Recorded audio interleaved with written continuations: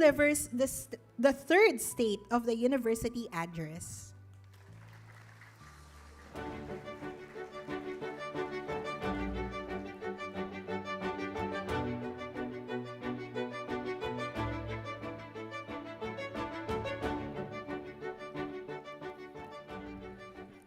Magandang umaga po sa ating lahat. Uh, we are also graced by the presence of two of our city councilors here with us. And of course, our guest speaker, which will be properly introduced later. Sa totoo lang po, hindi ko po talaga alam kung paano sisimulan yung aking State of the University address. Before coming up the stage, I was still having some mixed thoughts. Para po kasi sa hindi nakakaalam, I am on my last year on my first term as president of the University of Makati. Technically, this will be because we do the president's address before the opening of the school year, and my term ends in May of 2027. Technically, this will be my last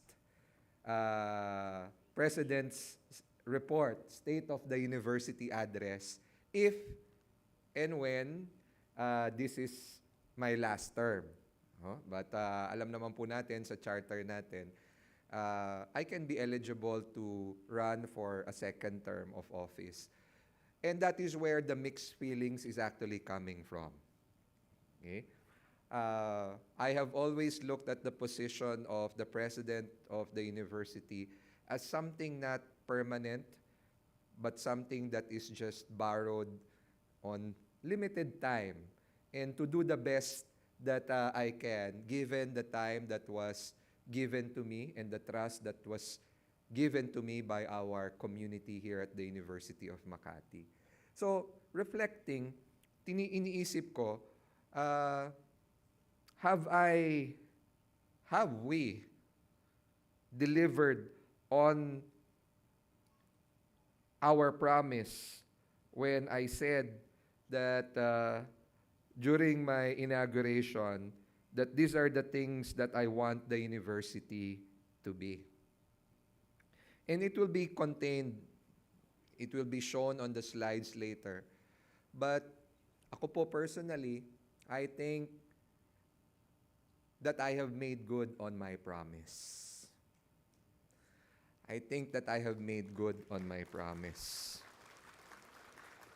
Unang-una po, isa sa mga pinangarap ko nung ako po ay nahalal bilang presidente ng University of Makati is for the University of Makati to be the first local university in the country to be globally ranked and recognized. A lot has happened since 2023, and totoo naman, tayo yung kauna-unahang local university that was globally ranked. Marami na pong nagsunuran ng iba, ngunit tayo po talaga ang kauna-unahan. Pangalawa, actually, kahit mamaya na po natin ipakita yung mga slides, no, I'm just looking back at the things that we have accomplished. Pangalawa, pinangarap natin nun na patuloy tayong magiging number 1 law school sa ating bansa. And we have also kept to that promise. In the 5 times that we have challenged the bar examinations, we have always ranked first in our tier, and we were able to produce already a bar top-notcher kahit 5 beses pa lang tayo nagcha-challenge sa bar exams. Yung pangatlo, ang sabi ko noon, we will continue to take risks in the kind of courses and the programs that we will be offering here at the University of Makati. And we want the University of Makati to really become a center of excellence in teacher education. Malapit na po nating marating yan, of course, through the leadership of Dean Jason Berganya, who is also part of the Teacher Education Council, and of course, lahat ng ating mga faculty sa site at saka sa HSU. Bakit po bakit ko po binabanggit yan? Kasi ang laki po talaga ng pangangailangan ng ating bansa para sa mga guro at hindi lamang basta guro. What we're talking about are teachers that are really of integrity, of excellence, and sabi nga kanina din ni VP Ed ay teachers that can actually make an impact to society. Yung pangatlo, pinangarap din natin na tayo ang kauna-unahang local university na ma-recognize as a Laudato Si certified campus. Nagawa po natin yan during our term dito po sa University of Makati. Hindi po siya madali kasi ang certification po niyan ay nanggagaling mismo sa Vatican. Hindi po siya yung may babayaran ka lang at sasabihin na green campus ka na. No? So mahaba po yung proseso na ginawa po natin dyan. No? Panglima, binanggit ko po noon na sana magkaroon tayo ng Knowledge, Innovation, and Science and Technology Center. Hindi man natin nagawa yan dahil nga doon sa pamantayan ng DOST ay hindi sapat yung lugar na meron tayo, but we were able to do the second best thing. We were able to create a technology business incubator here at the University of Makati. At ngayon, hindi lamang po yung mga researchers ng mga bata na hindi napapakinabangan or just gathering dust. Ngayon, they are now commercially viable. Madami na po sa atin mga projects ng mga estudyante natin at mga gawa ng mga bata natin, pinagkakakitaan na at saka pinagnanasahan na. And yan po ay isa din sa mga major accomplishments na nagawa natin during my term as president. Pang-anim, for us to be able to actually develop a stronger culture of arts and sports in the University of Makati. Hindi po matatawaran ang accomplishments natin dito. Nung nakaraang Southeast Asian Games lamang po, tayo po ang isa sa mga universidad sa buong Pilipinas na nakapag-produce ng pinakamaraming medalist na athletes at sila po ay mga estudyante natin dito sa University of Makati. Okay? Pinag-usapan din po natin na papalakasin natin ang culture of research sa ating universidad. At napatunayan po natin yan, nagkaroon na po tayo ng mga professorial chairs, nabigyan na po ng pagkakataon ang ating mga faculty at mga estudyante na maipresenta ang kanilang mga research presentations, hindi lamang dito po sa Pilipinas, kundi sa ibang bansa. At ang kadugtong po niyan ay, ang pagkakaalam ko, sabi nga ni VP Ed, by next year, we are already qualified for the QS rankings because of our Scopus publications here at the University of Makati. Wala pong local university na malapit sa atin na kayang mapantayan o magawa yan. Wala po. In fact, pwede ko pong sabihin at ipagmalaki na mas higit pa nga tayo sa ibang state colleges and universities dito sa ating bansa. Okay? Yung isa pa po na pinangarap natin ay sabi natin, magkaroon tayo ng integrated na passport system among local colleges and universities at iba pang mga university partners natin.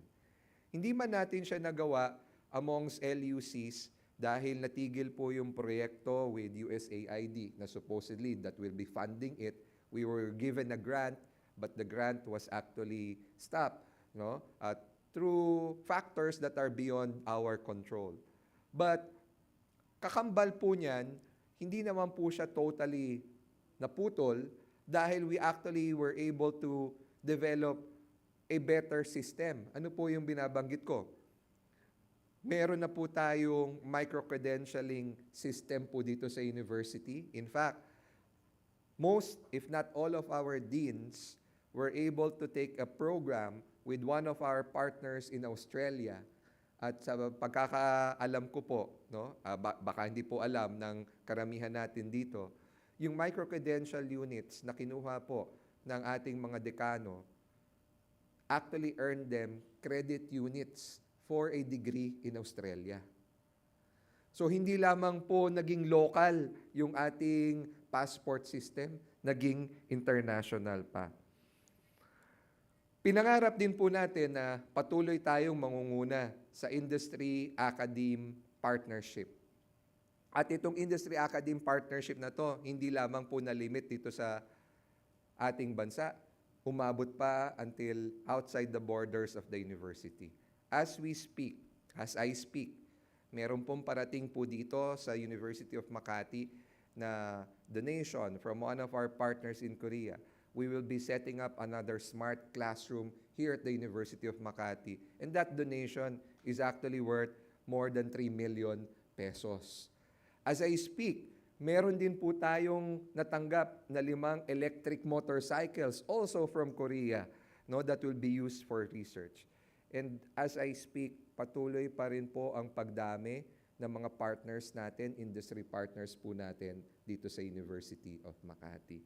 At panghuli, dito ko po talaga sinukat, sabi ko, makikita kung talagang have I done really enough and have I given my best as far as the University of Makati is concerned. Nung ako po ay inaharap sa inyo doon sa public forum, when there was the selection process for the president of the university, ang sabi ko, ang taya ko sa Universidad ng Makati ay yung aking mga mahal sa buhay ay dito namin pinili ng asawa ko na mag-aral sa University of Makati. Ang panganay kong anak, dito po graduate sa University of Makati. Yung pangatlo ko pong anak, dito rin graduate sa University of Makati. At sa darating na graduation sa August 5, yung aking mismong asawa ay magtatapos na naman sa pangalawang degree niya dito actually sa University of Makati. Pangalawang degree kasi yung 2 degree na yun dito sa UMac talaga niya nakuha.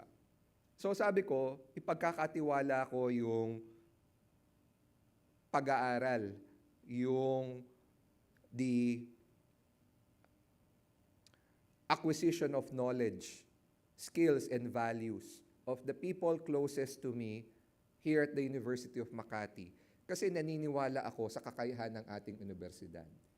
Kaya nga yung pamantayan ko ng pagsukat, kung nagawa ko ba talaga at nagawa ba natin talaga na maiangat ang antas ng kalidad ng edukasyon sa ating pamantasan, ay nabanggit nga ni VP Ed kanina, tayo ba ay pinagnanasahan na? Tayo ba ay hindi na second or third choice? Alam niyo po, humigit kumulang 21,000 ngayon ang nag-a-apply para matanggap sa University of Makati. At nakarinig po ako ng mga iba pang mga balita na yung ibang mga estudyante natin na nagkaroon ng freshman orientation itong nakaraang mga araw, yung iba po sa kanila, and this was actually confirmed to me by our admissions director, tanggap na sa ibang eskwelahan. Tapos, nung nalaman nila na bibigyan natin sila ng opportunity na makapasok sa University of Makati, winidraw nila yung kanilang credentials doon sa mga eskwelahan na tumanggap na sa kanila para lamang lumipat dito sa UMac.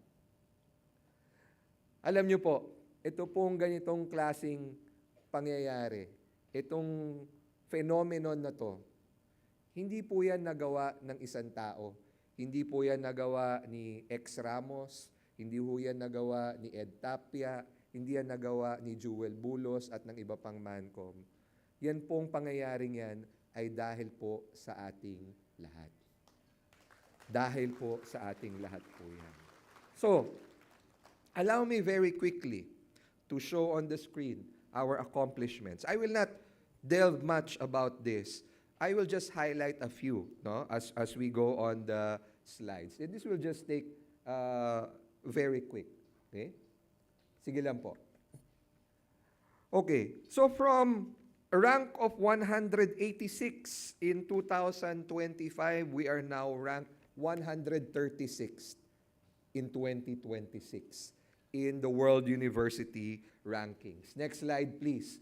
This is also our first time to be ranked in the THE. But ako nga, sabi ko nga, ang hamon ko dyan sa atin, sabi ko, dahil first time lang natin nag-submit, kaso kung tutuusin po, tayo lang ang natatanging local university na back-to-back na naging finalist sa THE Asia Awards.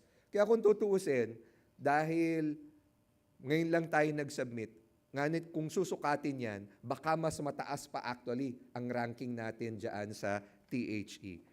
Okay? Next please. Patuloy po din ang pag-angat ng ilan sa mga ating mga management team at mga leaders dito sa University of Makati.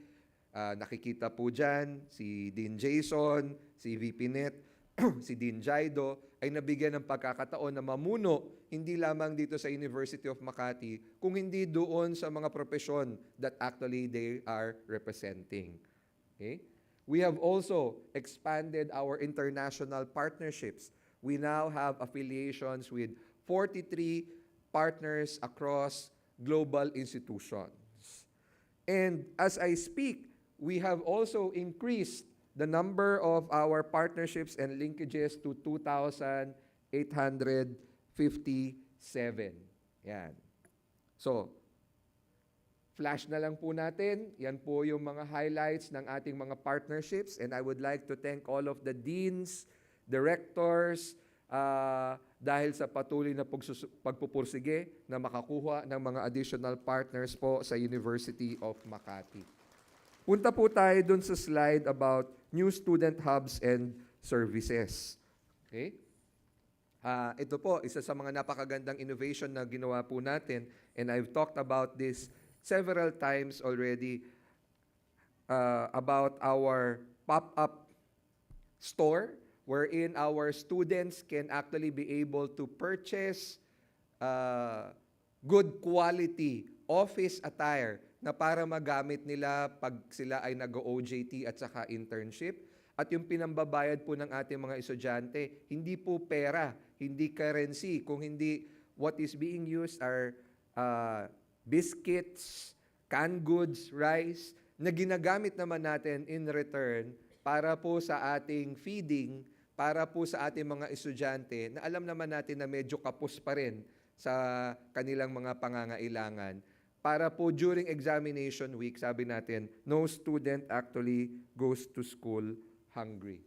Okay? At meron na rin po tayong coffee shop, yung taga-kape. Pagka hindi pa po kayo, hindi po nakakaalam, no? Masarap po yung kape doon, kahit hindi po ako nagkakape. Kaso sabi po nila, masarap ang kape doon, at saka masarap ang inumin doon. So kudos to Dean Jao for that initiative, at saka sa ating pong CTHM family. Okay? So, some statistics as well, no? Sa ating pong student journey, ang total enrollment po natin itong nakaraang taon, umabot po ng 11,380 nung first semester at bumaba ng 9,513. Ito po ay isa sa mga kailangan din nating pagtuunan ng pansin at gawan din ng siguro masusing pag-aaral. Ano ang naging dahilan? Dahil medyo significant po ang pagbawas ng mga estudyante from the first semester to the second semester, despite the fact na libre naman ang pag-aaral dito sa ating universidad. So, kailangan natin suriin yung factors para malaman natin saan pa ba tayo pwedeng magbigay o mag-angat ng ating serbisyo para sa ating mga estudyante para mabawasan yung dropout rate. No? Para po maibaba natin yung dropout rate. Next slide, please. Okay? Ito po yung ating graduation status. Okay?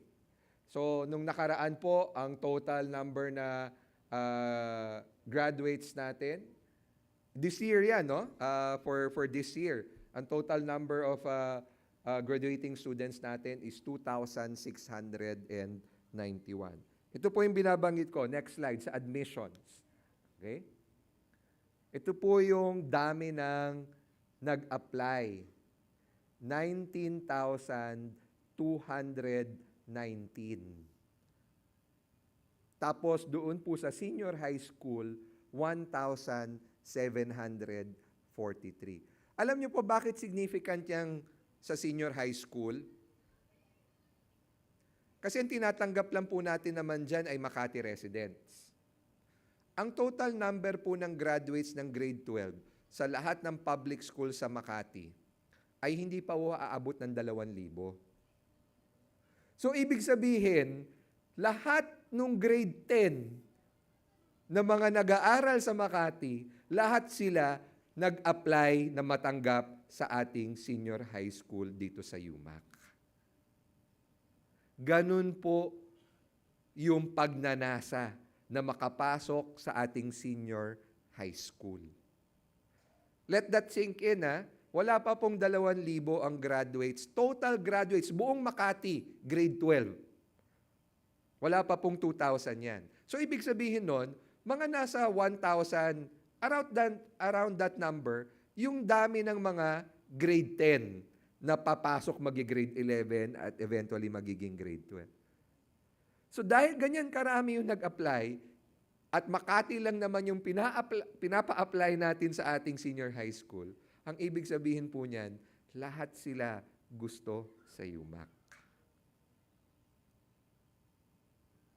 And then, ang total number of registrants natin for college admission is 19,000. Ang tatanggapin lamang po natin ay 3,000. Dahil yun po ang ating absorptive capacity dito sa ating universidad. Kaya po, humihingi po ako ng paumanhin doon po sa ating mga kasamahan dito, ganun na rin po sa ating mga konsehal at mga department heads ng city, kung hindi po natin mapagbibigyan lahat ng kahilingan na sana ma-accommodate ang inyong mga kaibigan, kamag-anak, o kung sino pa man po na inyong pinapakiusap. Dahil, siyempre, meron din naman tayong sinusunod na pamantayan sa ating admissions. Okay? Next slide po. These are a report of our accomplishments as far as academic excellence and student development is concerned. So I will not delve much more about this. We can just show the slides. Sabi ko po kanina, we continue to be ranked number 1 in our law school. Ito po yung mga performance sa ating mga board examinations. Okay? Nakikita nyo po doon, karamihan, 100%, or we produce more than the national passing average. These are the various achievements of our students across different colleges and institutes in our university. Okay? Hindi na po mabilang yan. Kung titignan nyo po yung ating social media handle, hindi po nauubusan ng posting ng accomplishments natin dito sa University of Makati. Okay? Sige lang po, patuloy lang po yung pag-post po niyan. Okay?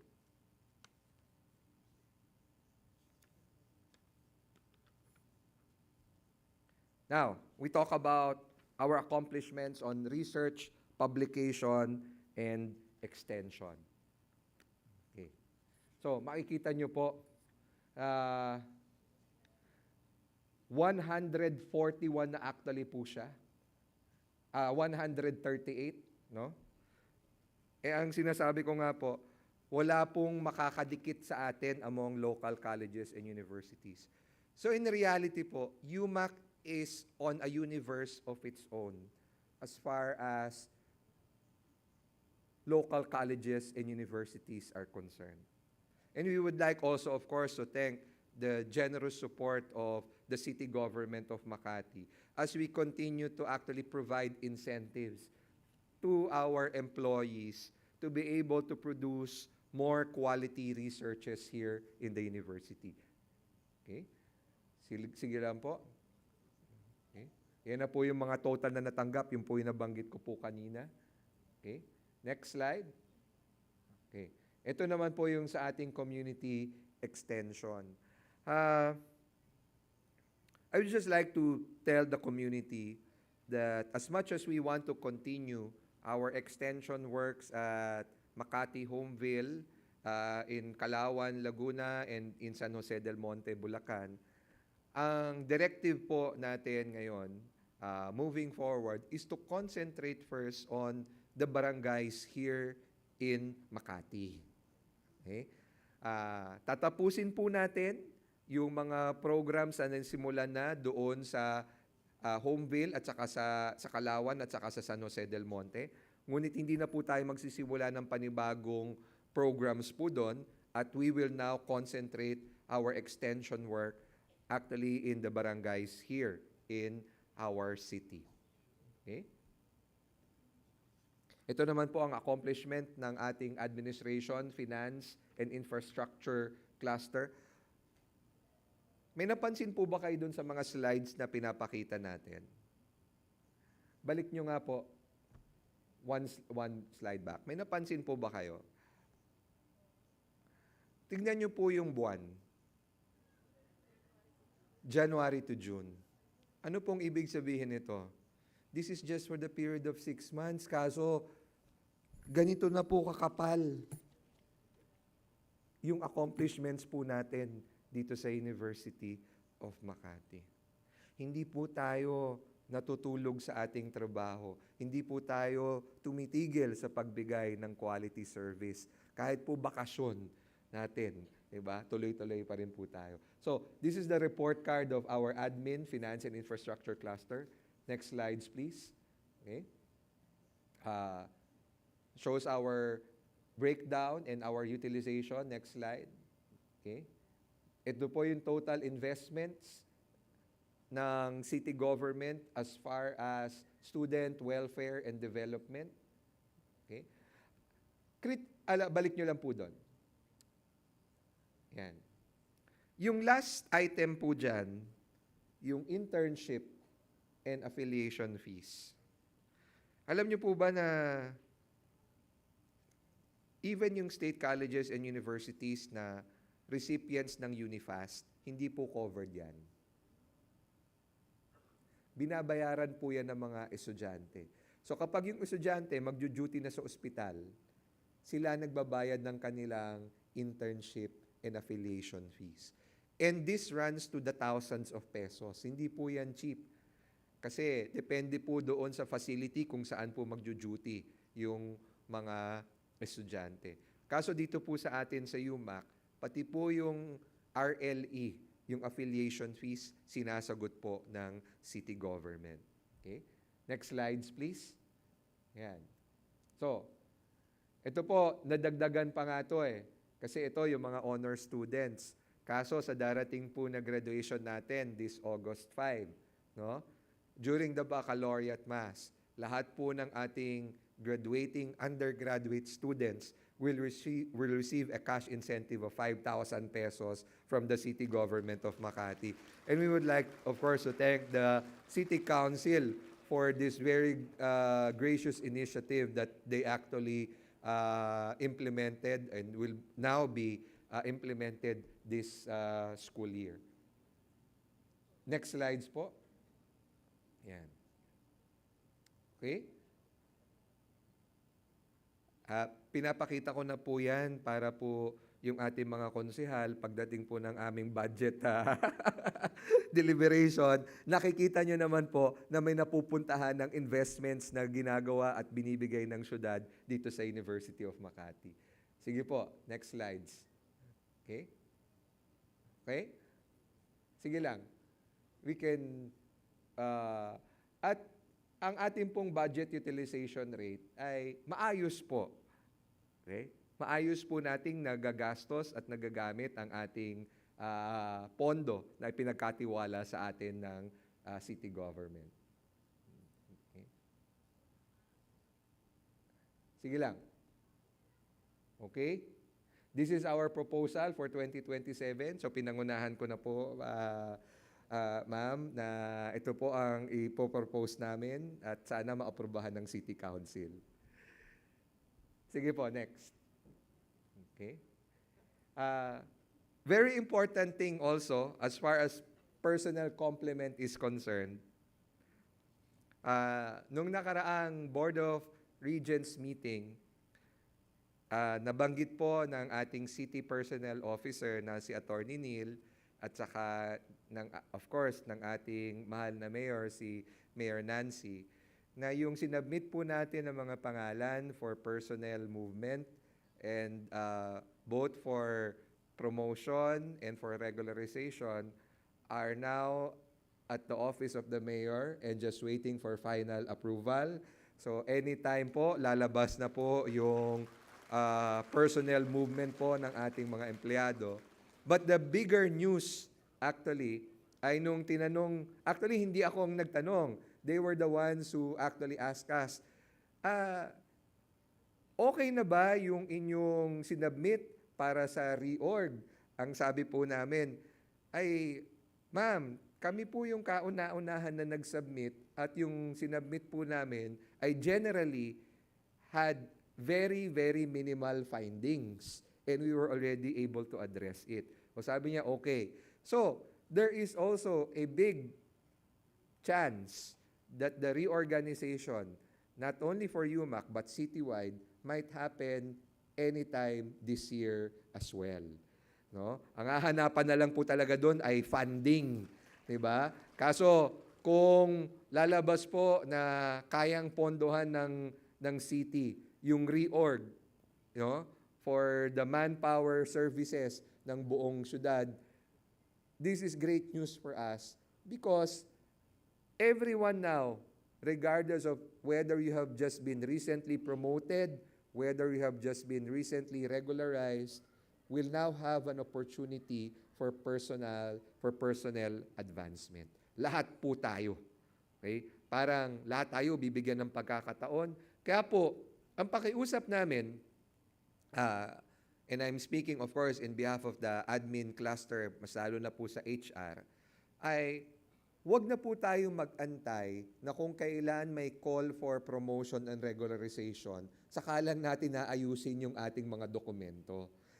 Ngayon pa lamang po, dahil binabahagi na nga sa inyo na there is a big likelihood that it will happen and it might happen soon, i-ready nyo na po lahat ng inyong mga dokumento for personnel movement. Hindi yung kung kailan nag-announce, saka tayo maghahanap ng certification from extension, saka tayo maghahanap ng certificate from research, saka natin nahanapin yung ating mga iba't ibang mga dokumento na kakailanganin natin for personnel movement. We should be responsible enough to actually do that ourselves even without instructions from the management. Okay? Next slides po. Medyo humahaba na po to kasi nga, ito po. Pinasama po ko po talaga ito. And this is also precisely why the theme for this year's AUC is about character. Okay? It's about character.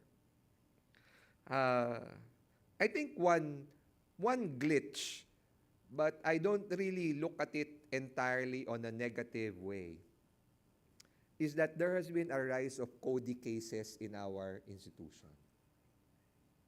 Okay? Siguro, as I count, baka mga 8 na yata yung mga CODI cases. This involves cases on Sexual Harassment and Safe Spaces Act. For those who know me personally, you know that I have zero tolerance for this. Kahit na magkaibigan tayo, kahit na sabihin mong we have a deep relationship, if you are found to be guilty of this, wala tayong pasensyahan. Wala tayong pasensyahan. Bakit? We are an academic institution. especially for teachers. We are loco parentis. We are considered to be second parents of our students. There is no space for that kind of attitude and that kind of action here in the University of Makati. Why am I saying that it is both, for me, good and bad? Siyempre, hindi natin gusto na merong ganyang mga kaso. But the fact that students are now speaking up means they are now empowered. They are no longer afraid. But we still have to look at it fairly. And you can be assured that the management will always treat these cases fairly and with due process. Kasi po, may mga nakarating naman sa amin na grabe yung mga accusation. Kaso pagdating sa aming investigation, hindi naman pala totoo. Kaya, kung wala naman po kayong dapat ikabahala, huwag po kayong matakot. Dahil bibigyan naman kayo ng due process ng ating sistema dito sa universidad. Kaso, kung totoo naman po yung mga pinaparatang sa atin, sa inyo, 'di ba? Pasensyahan po tayo. Dahil sabi ko nga, there is no space for this at the University of Makati. Wala pong puwang. No? Lalong-lalo na po, hanggat ako po ang presidente ng UMAC, wala pong puwang yung mga ganyang klaseng action dito sa University of Makati. Okay? Next. These are some of our other accomplishments. No? Of course, as you know, I continue to serve. I was given another appointment to continue during the extension of the EDCOM for another 2 years. And aside from that, I was also appointed in the PQF Technical Experts Group, and very recently also in the National Industry Board for Healthcare of TESDA. Okay? Yan po yan. Puro sa akin pala yan eh. Skip nyo na yan. No? Ito po. These are, of course, some of our other accomplishments as well in the university. Okay? Upcoming events. Ito. Exciting. Next.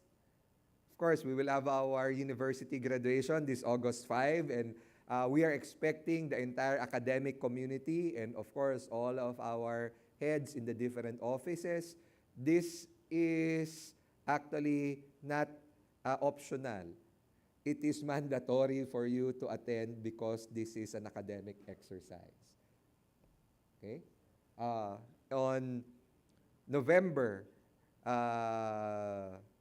this year, the city, through the University of Makati, will be hosting the 2026 WURI International Research Conference.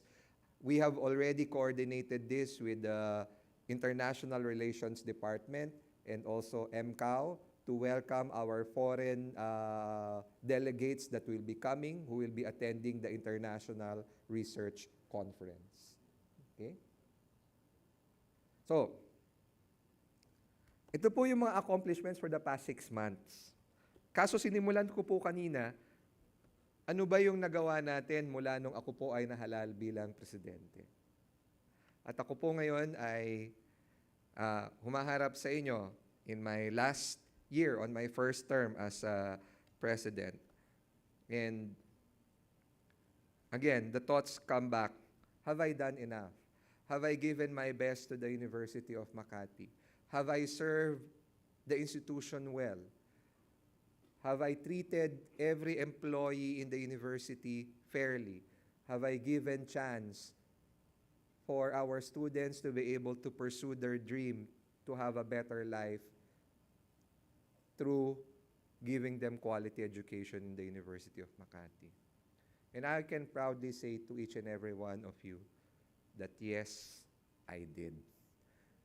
And as we move forward, no, for this academic school year, I hope that all of us will continue to do our best and give our best, not only for the institution, not only for the city, but it is also for our country.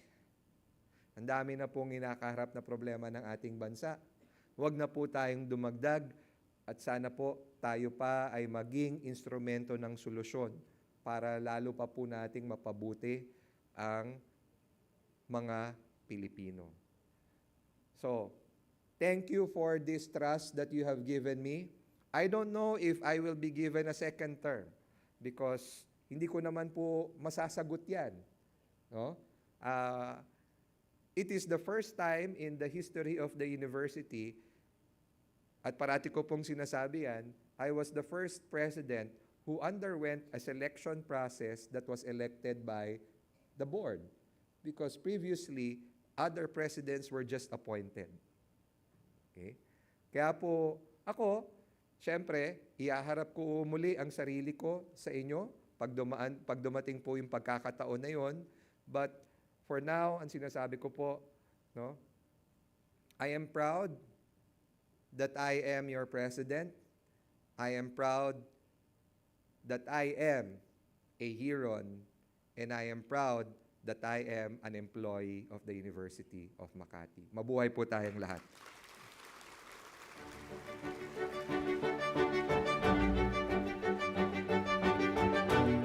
Thank you very much, Professor Ramos, for the insightful and inspiring address. Your report not only celebrates our accomplishments, but also challenges each of us to contribute meaningfully as we continue our journey to